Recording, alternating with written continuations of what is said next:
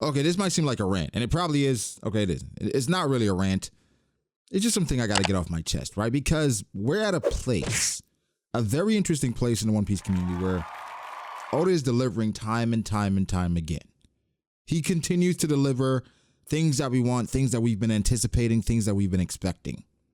Now, over the course of talking about One Piece for over 7 years at this point, we're at a place where people are still in denial. What am I talking about? Well, power scaling. Some of the biggest chapters in One Piece, it revolves around power scaling, which makes sense because it's a battle shonen. The more popular arcs in One Piece has some of the best fights in One Piece. Because guess what? Power scaling is important. Yeah, it is. Now, I agree. Power scaling discourse can be super toxic, depending on who you talk to. But I'm not going to deny the importance of power scaling in a battle shonen. What we have today are people that are in denial about how important power scaling is in One Piece. So, again, some of the major chapters, especially recently, that completely blew people's minds and have people saying, this is why we read One Piece. This is what One Piece was made for, is Shanks power scaling. Now Garp power scaling. And then you don't like the power scaling discourse, that's fair, but don't try to dismiss the importance of power scaling. Now, I don't think Oda writes the story with power scaling solely in mind. I think the story always trumps whatever power scaling we value, right? But power scaling is, in a way, theory crafting, but also continuity in the story. That's why it's so important. But Oda does care about it, but it's not the end all be all. Now, people that say Oda doesn't care about power scaling at all, well, you haven't been reading One Piece, because time and time again, Oda talks about strength, how characters aren't strong enough, and then establishing certain levels and now certain techniques, showing us there's a difference between weak, strong, stronger, strongest. Okay, let's talk about Oda's new toy, Advanced Conquerors. This is Oda's new toy, but I think it's also an indicator of people who either has end of series potential, legendary potential, and are going to be important at the end of the story. It's a measuring stick, right? So Oda is cognizant of the difference between the characters and somewhat levels of the characters. If that wasn't more apparent, even in Wano, we saw where Oda said, well, if your haki isn't strong enough, it can't affect some of the top tiers, or different abilities can't affect the top tiers because their haki's on another level. So all the sugar BS, it gets thrown out, right? Because you can't just have a Hack's Devil Fruit and overwhelm some of these monsters in regards to haki. That's clearly establishing a level amongst the characters. If that wasn't clear enough, the Straw Hats, they come to Wano. And all the Straw Hats clearly aren't strong enough. If Oda did not care about power scaling, why did Luffy have to get beat damn near 4 times and go through this much training to just catch up to Kaido? It's not important. Why would Oda have to establish these things?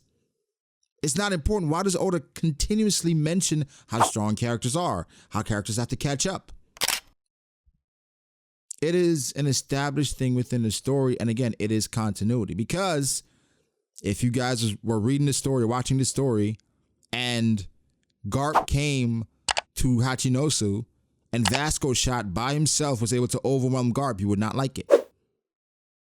If Rayleigh went to Hachinosu or Amazon Lily and Katarina Navan was able to overwhelm Rayleigh by herself, you would not like it.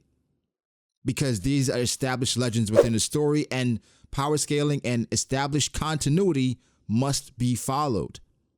That's where commander level came from and these different things, which I don't adhere to anymore.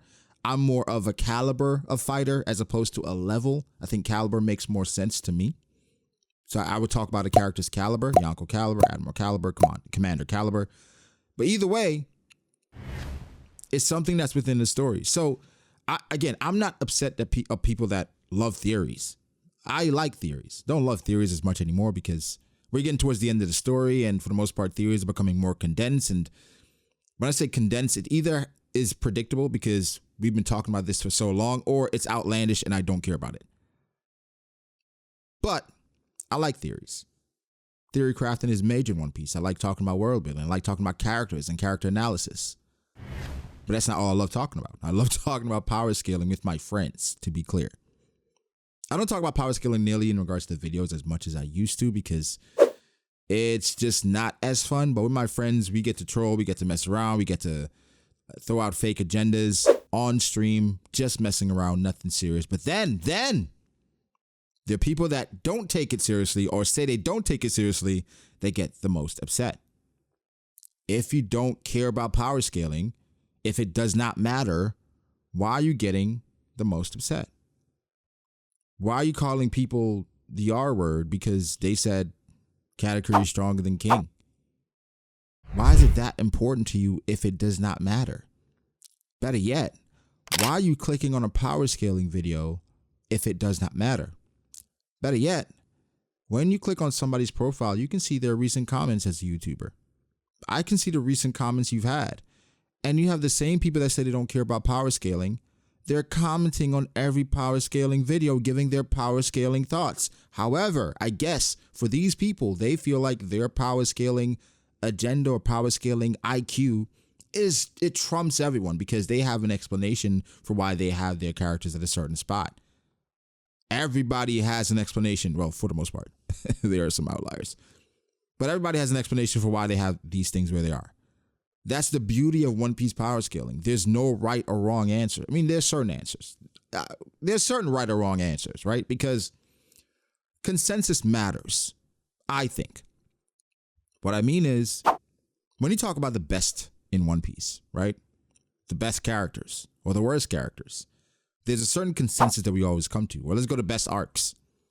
There's certain consensus we always come to. Marineford is always up there, Enies Lobby, Sabaody. So even though you can be objective in these certain things, or subjective rather, there's some objectivity within that, you could argue. Because why does everyone say Marineford is at the top, or Sabaody, or Enies Lobby, or the Seven? Why do those get sent to the top? Because based off consensus, there are people telling us these are the best. Then we get to strength. When we talk about strong characters, the certain characters keep rising to the top. The Shanks, the Kaido, the Big Moms, the Akainus, the Dragons, Luffy at this point, Aokiji, Kizaru, Green Bull somewhat is faltering. But there's some, because of consensus, it's telling us that these characters should be respected. And now because of recent events, Garp is being thrown into the mix. Maybe a bit too crazily, right? Because we're putting Garp above the likes of Big Mom and Kaido at his current stage, which I think we're going a bit too far. But there's something there. So there can be objectivity within even strength or strength lists. But for the most part, we have no idea how these characters interact, how they would fare.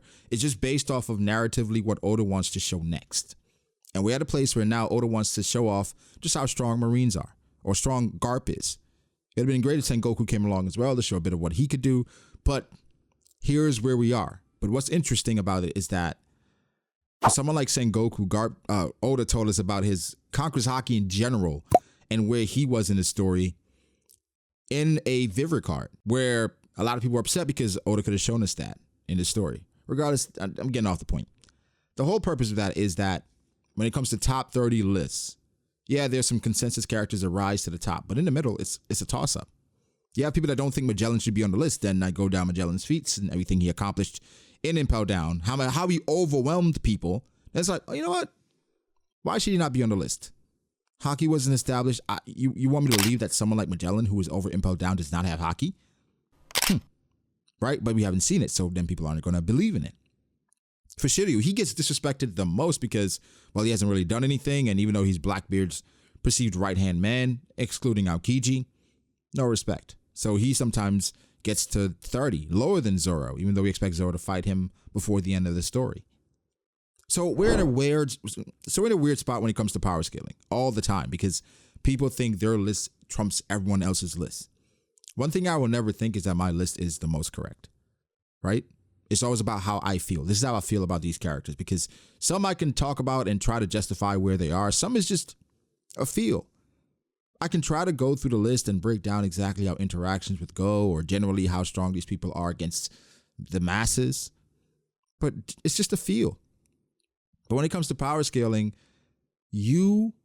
first off, if you don't like power scaling, it doesn't make you a better One Piece fan, right? It makes you worse because you don't care about continuity. You're actually worse because you're not holding the story accountable for things that is set up previously. Okay? Secondly, if you don't like power scaling, don't watch power scaling. Don't talk about power scaling. Go on. There's so many theory videos you can go on and talk about. So many. Go do that. Why are you upset that other people are enjoying things that they like? I agree. Toxic power scaling, name calling, degrading. That's where we draw the line. That's the one I don't like, because it's literally just power scaling a story written by somebody who doesn't really focus on these things as much. It's important. It matters, but we're not going to get personal over someone having Garp over Sabo. What is wrong with you? Now that is something that needs to be addressed professionally. However, let people like what they like, bro. Be respectful. Share your opinions, but to try to denounce people or call people less than because they like things different than you, that makes you worse than them. Okay, you like character analysis. You like the lore of One Piece. There are hella ways to enjoy the lore of One Piece without downing somebody else. Imagine going to a bowling alley being like, you guys like bowling? What about basketball? Huh? We like basketball. What is wrong with y'all? Stop being weird.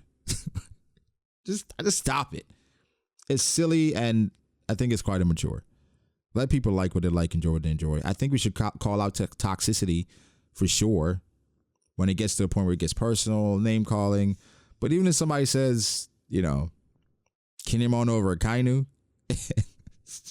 just got to laugh it off, because it's their opinion, right? Even though we understand there's some objectivity within the One Piece world in regards to strongest characters. We talked about it, right? And so those you can kind of contest. But for the most part, there's one more point. I talked about the biggest chapters being power scaling chapters, right? And consistently being power scaling chapters. Like next chapter, if we go back to Shanks, and Shanks is somehow fighting against somebody, showing some ability, some ability, is going to be a major chapter in regards to people that care about it. It's One Piece. A lot of people are going to care about One Piece, but the chapters that pop off, that trend, it's due to, power scaling. Another thing, the One Piece community has been thriving off of power scaling for the past 7-8 years, right? The basis of the reverie that people don't understand is it was a group of people coming together to talk about power scaling, right? We talked about theory crafting and all these different things, but those streams before the reverie, they were dominated by power scaling. Then after a while, some big names came into the streams and was like, hey, what about we do this regularly? We come together and talk about One Piece. But the whole purpose of everybody being in those streams was power scaling. The majority of it was power scaling. And so to get to where we are now, where, again, the streams that people typically love, that typically get crazy viewers, the top 30 streams every year, people look forward to those, power scaling, right? The Shanks streams that Cole has, where people mostly power scaling, talking about Shanks, of course, power scaling, right? The random power scaling things that happen, people are always in tune with those. But then you don't like the people that discuss it. I think where we're at right now is we have a lot of people that don't normally power scale. They're jumping into power scaling because of the recent chapters, and they suck at it. They suck at it because they don't normally power scale. They just jump in. They're like, yo, Garp top 2. You suck at this. But that's just my opinion. Right? But I'm not going to shit on you. I think you suck at it. I'm not going to shit on you. Well, you may think I suck at it. Like, every time I think Gio posted a power scaling thing on Twitter, and or at the top 30 lists on Twitter. And every single comment was saying how YouTubers suck at power scaling. And then they drop their list and they have Kong top 3. Then it's like,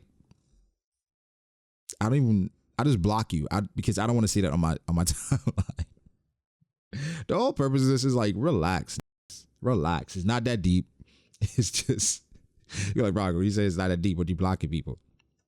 No, because you just, you can't talk smack about every YouTuber and their list, how YouTubers are always wrong, and then drop a list like that. You deserve to be blocked by everyone on Twitter. You don't deserve anybody in your feed. You don't deserve to see anybody's timeline. Like everybody, Elon Musk should do just a community block on you. You can't see any One Piece content. Either way, relax, people. Let people enjoy what they enjoy.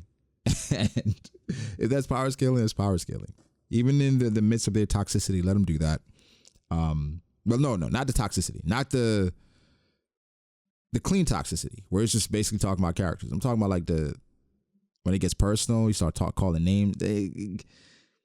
That's when we gotta cut you off. All right, that's when you get the block button quick. But yeah,